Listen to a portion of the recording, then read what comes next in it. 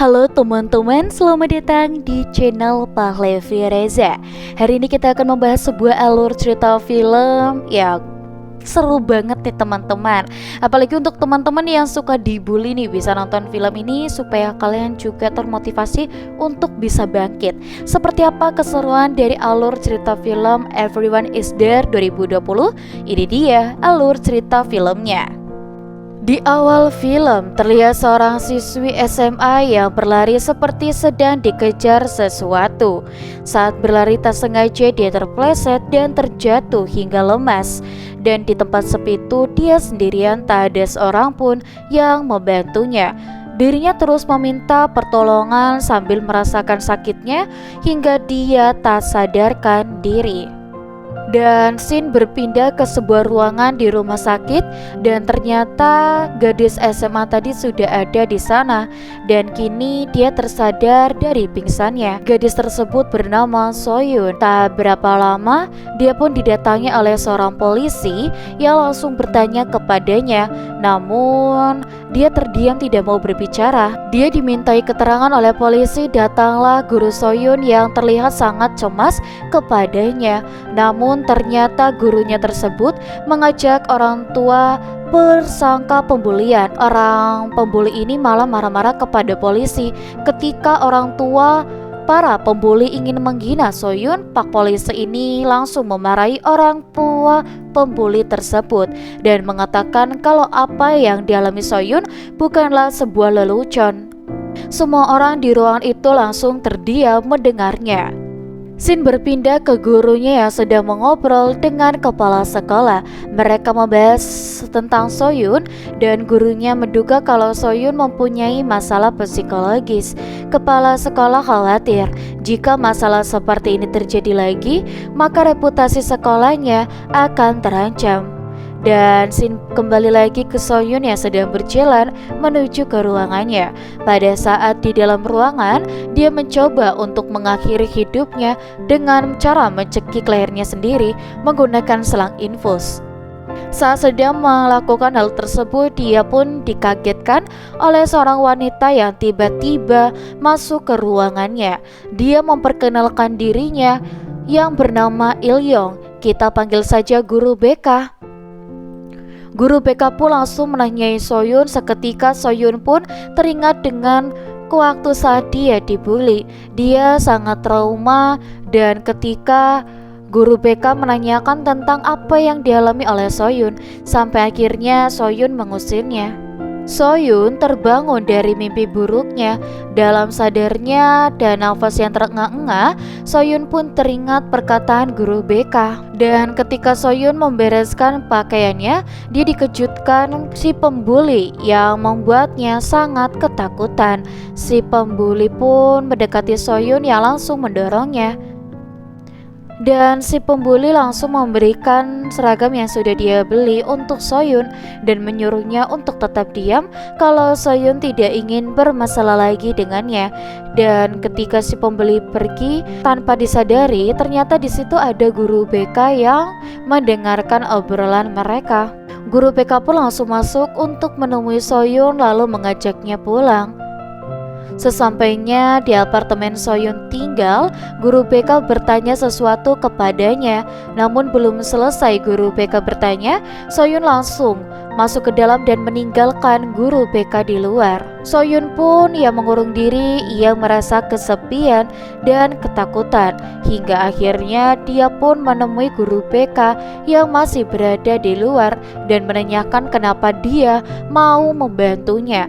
Guru BK menjawab kalau dia merasa bahwa kalau Soyun membutuhkan bantuan darinya. Setelah makan bersama, mereka memutuskan untuk jalan berdua menuju ke tempat tinggalnya Soyun saat masih kecil. Saat sedang melihat-lihat sekeliling, Soyun sangat terkejut ketika melihat seorang gadis berjalan melewatinya. Soyun pun bersama Guru BK langsung mengejar dan mencarinya. Guru BK kaget saat menemukan gadis tersebut yang ternyata wajahnya sangat mirip dengan Soyun. Saat gadis itu sedang berbicara dengan guru BK, datanglah Soyun yang langsung memanggil namanya. Ternyata dia adalah kembaran Soyun yang bernama Jungyun. Jungyun pun merasa tidak mengenalnya, berniat untuk meninggalkannya. Namun ketika Soyun menyebutkan sebuah nama, Jungyun pun langsung teringat masa lalunya. Ternyata nama yang disebut oleh Soyun merupakan nama ibu mereka berdua. Pada akhirnya Jungyun pun tidak peduli dengan Soyun. Scene berpindah di sebuah taman. Di sana Soyun bercerita dengan guru BK kalau dia sebenarnya mempunyai saudara kembar. Namun mereka harus terpaksa berpisah karena orang tuanya memutuskan untuk bercerai. Soyun hidup bersama ayahnya sedangkan Juyun tinggal bersama ibunya. Setelah mengetahui kalau ibunya telah meninggal, ia mencari kembarannya dan kembarannya pun menghilang begitu saja. Beralih ke Jungyun yang sedang berada di sebuah toko. Dan di sana Jungyun ingin membeli lipstik, namun harga lipstik itu terlalu mahal hingga akhirnya Jungyun memutuskan untuk mencurinya. Dan tanpa disadari oleh Jungyun, di sana ternyata ada juga guru BK yang mengetahui aksinya. Guru BK langsung mendekatinya dan mengajaknya untuk bekerja sama untuk membantu Sungyun. Jungyun pun menolak dan tidak peduli dengan apa yang dialami oleh kembarannya. Jungyun pun langsung meninggalkan guru BK. Dan guru BK mengejarnya dan bercerita tentang masa lalunya, tapi Jungyun tidak peduli dan berniat untuk meninggalkannya. Dan saat Jungyun berbalik arah untuk pergi, guru BK mengatakan bahwa ada sesuatu di sakunya. Dia sedikit memberikan ancaman kepada Jungyun agar mau bekerja sama dengannya. Dan kalau Jungyun tidak mau membantu, guru BK akan melaporkan Jungyun ke polisi karena sudah mencuri. Jungyun pun menerima kesepakatan tersebut dan mau membantu saudara kembarnya. Guru BK lalu mengajaknya untuk menemui Sungyun. Dan sesampainya di tempat tinggal Sungyun, guru BK menyuruh Jungyun untuk tinggal berdua dengan Sungyun. Namun dengan di sini dia menolaknya karena dia tidak suka. Guru BK yang mendengar jawaban Jungyun langsung memberinya tawaran kalau dia akan ikut tinggal bersama mereka karena guru BK ingin membuat rencananya berjalan dengan baik. Jungyun yang tidak punya pilihan pun langsung duduk di samping Suyun dan berbicara kasar terhadap saudara kembarnya tersebut. Jungyun yang melihat saudara kembarannya hidup berkecukupan merasa iri dan mengajaknya untuk bertukar posisi. Guru BK yang mendengar itu langsung setuju dan memberikan Jungyun seragam sekolah karena itu adalah rencana guru BK. Tapi saat melihat seragam sekolah, Jungyun malah menolak dan meninggalkan mereka. Guru BK berusaha untuk menenangkan Jungyun, tapi Jungyun tetap tidak mau.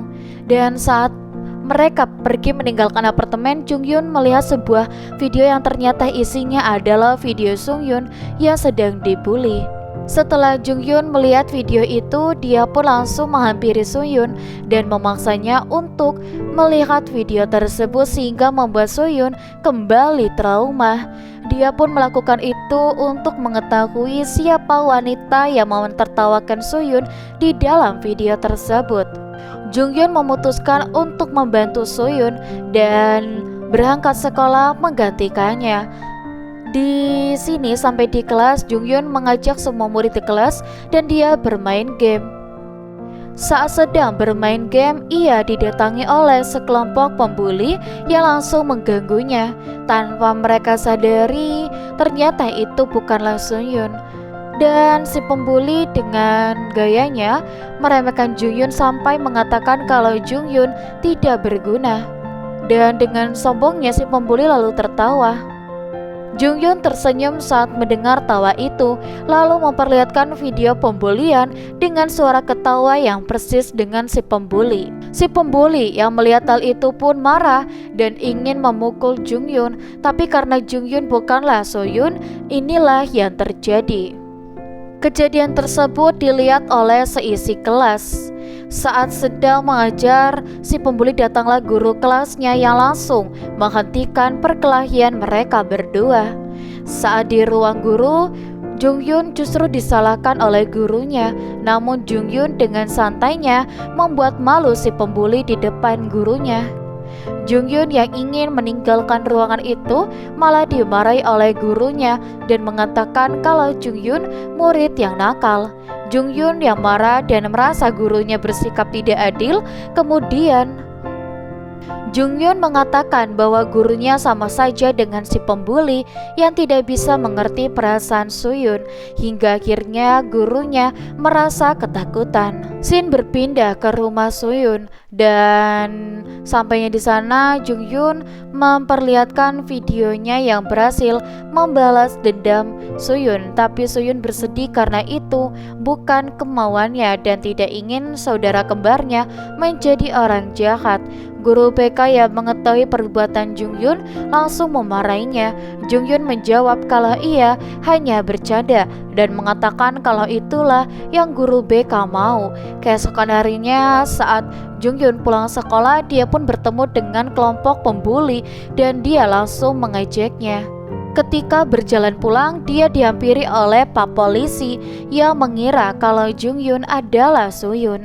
Pak Polisi memberikan kartu namanya dan menyuruh Jungyun untuk menghubunginya bila terjadi sesuatu. Jungyun pun menerima kartu nama tersebut. Pak Polisi juga memberitahunya kalau hanya orang dewasa yang mampu membantunya. Mendengar kata itu, Jungyun pun langsung merasa bahwa dirinya adalah orang dewasa karena sudah membantu Suyun. Dan ketika sudah sampai di rumah, dia pun bercerita kepada Suyun bahwa hanya ada dua macam dewasa di dunia ini. Satu dewasa bodoh yang baik hati, dan satunya dewasa tapi gila yang bisa merubah dunia. Setelah mengatakan itu, Jungyun pun langsung memberikan kado untuk Suyun karena hari itu adalah hari ulang tahun mereka. Suyun juga memberikan kue ulang tahun kepada Jungyun karena selama ini dia tidak pernah merayakan ulang tahunnya bersama Jungyun. Saat menikmati kue ulang tahun, Suyun mengatakan kepada Jungyun kalau dia rindu dengan ibunya. Mereka pun tertawa bersama-sama. Keesokan harinya pun tiba. Suyun yang melihat dia masih tertidur berniat untuk berangkat ke sekolah. Sesampainya di sekolah, dia melihat gurunya buru-buru masuk ke dalam ruangan. Dia pun curiga, lalu mencoba mendengarkan apa yang sudah dibicarakan di ruangan itu. Suyun sangat terkejut ketika tahu dia akan dipindahkan ke sekolah lain. Setelah mengetahui hal tersebut, Suyun pun berlari menuju ke toilet. Namun saat di toilet, di sana sudah ada si pembuli yang melihatnya terburu-buru masuk ke dalam toilet. Pembuli yang penasaran pun berniat untuk membuli Suyun lagi. Shin berpindah ke Jungyun yang sedang menikmati buah apel. Dia dikagetkan oleh kedatangan Suyun dengan kondisi berantakan yang kemudian pingsan. Guru BK yang melihat Suyun pingsan pun juga ikut terkejut dan khawatir. Dia yakin kalau itu adalah perbuatan si pembuli. Jungyun kemudian sangat marah lalu berniat untuk memberi si pembuli pelajaran.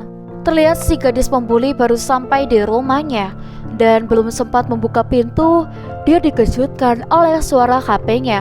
Ketika dibuka, isinya berisi pembulian Suyun. Dan dia akan menyebarkan video tersebut. Karena merasa kesal, dia pun langsung menelpon Jungyun. Jungyun langsung menyuruh si pembuli untuk menemuinya di sebuah tempat. Dan si pembuli ini ketakutan dengan kondisi terikat, ditambah Jungyun yang menakut-nakutinya dengan menggunakan air keras. Jungyun yang belum puas melihat pembuli disiksa, dia memberikannya sebuah permainan. Si pembuli disuruh lari dan Jungyun yang mengejarnya. Dan jika si pembuli berhasil lolos, dia akan melepaskannya dan menghapus videonya. Namun jika tertangkap, dan dia akan menyiksanya. Dan di sini tiba-tiba Soyun datang dan melihat perbuatan saudara kembarnya. Dia sangat sedih melihat kelakuan Jungyun dan Soyun pun menasihati Jungyun untuk tidak meluruskan perbuatannya karena itu bukanlah yang Sungyun mau. Dan Sungyun yang merasa kasihan kepada si pembuli berniat untuk membantunya, tapi Jungyun tak mau melihat si pembuli dikasihani oleh Sungyun karena gara-gara dia Sungyun menjadi depresi. Guru BK ternyata datang ke tempat itu. Dia juga menasihati Jungyun dan menyuruhnya untuk tidak melanjutkan aksinya. Scene berpindah di kantor polisi.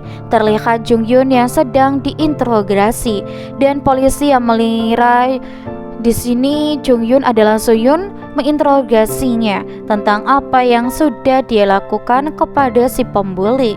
Datanglah guru BK dan masuk ke ruangan interogasi. Dan di dalam ruangan interogasi, guru BK menasihati Jungyun.